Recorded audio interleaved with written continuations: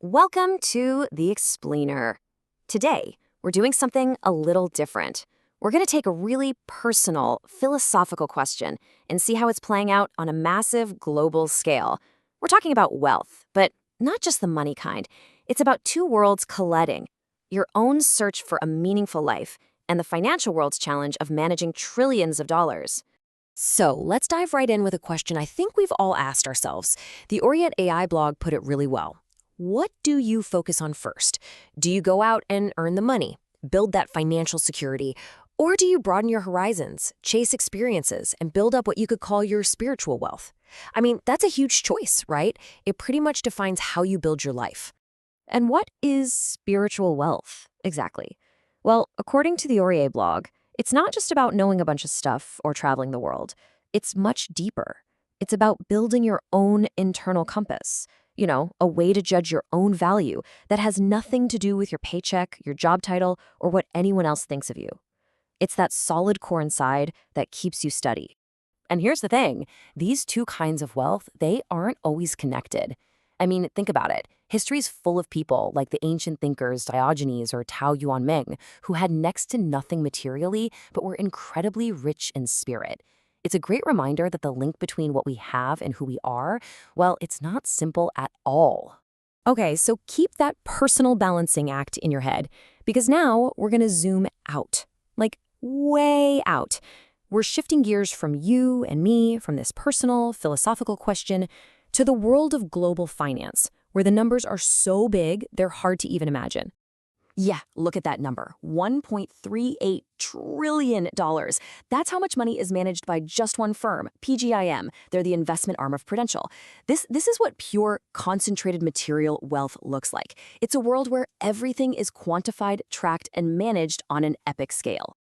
And that number isn't just sitting in a vault somewhere. It's actively managed by a global machine. We're talking over 1,400 investment pros in offices all over the world.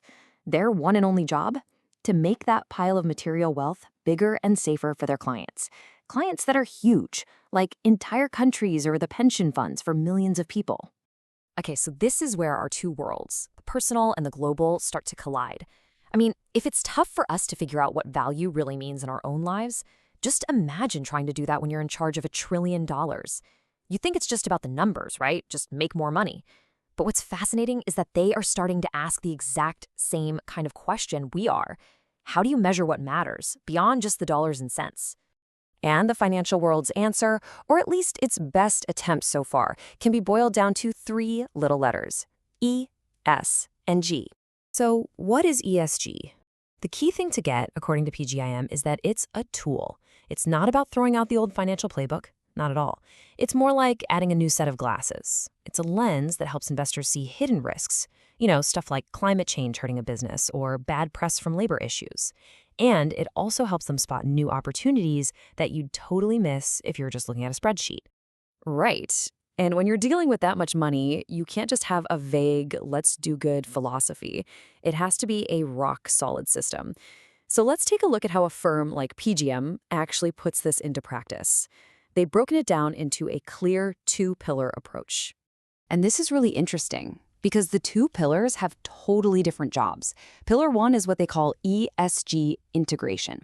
Think of this as the head. It's all about using ESG to be a smarter investor, to avoid risks and pounce on opportunities. But pillar two, ESG solutions, that's the heart. This is for clients who come in and say, look, I want my money to actually reflect my values. It's driven by a mission, not just the math. And that first pillar, the head part, it is huge. I mean, look at that. PGIM uses this kind of ESG analysis on 89% of all the money they manage. So for almost 9 out of every $10 that flows through their system, they're looking through that extra lens. That's not a niche thing. That's core to their business. Okay, so that's the risk management side of things. But what about pillar two, the heart stuff? What happens when a client walks in and says, great, but I want to go further. I want my money to actively avoid certain industries, or I want my money to actively support others. This, my friends, is where the numbers tell a really fascinating story. Just look at this chart. The number one, by a long shot, is exclusions. This is the don't buy list. Clients are putting almost $500 billion into strategies that just say, hey, stay away from things like tobacco or certain weapons. It's a strategy of avoidance. Now, compare that to the others. Positive alignment, that's proactively seeking out good companies, gets less than $30 billion.